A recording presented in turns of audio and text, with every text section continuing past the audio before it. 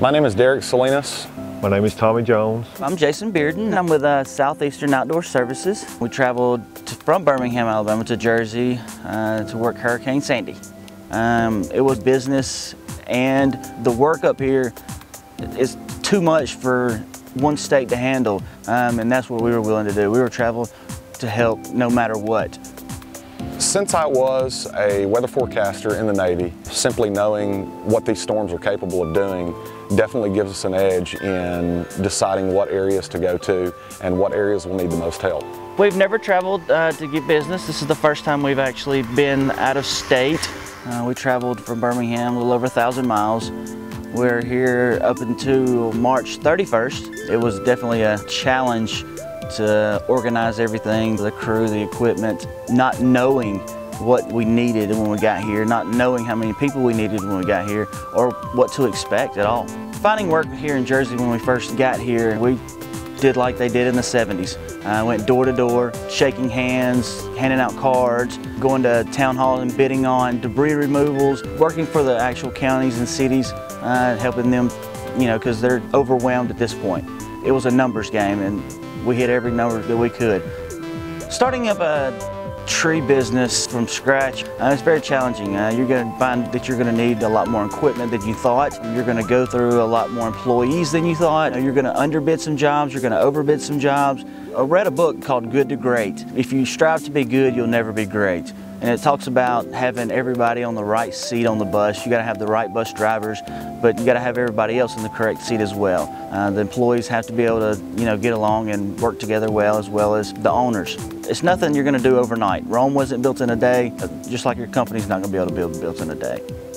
Normal day for us for the first 2 weeks, up early at 5 a.m. We'd put in a good 10-hour day. Then having to drive 120 miles round trip to get gasoline because of the contamination from the water. And then we would come back and go to sleep in a hotel with no power, no heat. So you're eating snacks and fast food. We had a break, come in, was out going door to door looking for work. We actually stopped in a house in Bernardsville, New Jersey. A lady was about to pull off. She had a lot of work in her yard, and she was leaving to go to stay in Orlando, Florida. And so the opportunity came up and asked her what she was going to do with the home. And she said she was going to rent it. So that helped us a lot with us being able to rent a home versus having 4 hotel rooms.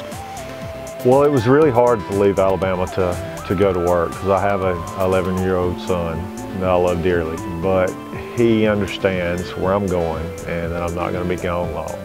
And it's to better him in life. I did have to leave some family behind. My beautiful wife Renee, my 2-year-old daughter Kaylee, and my wife is also pregnant with our 2nd child. It's absolutely hard.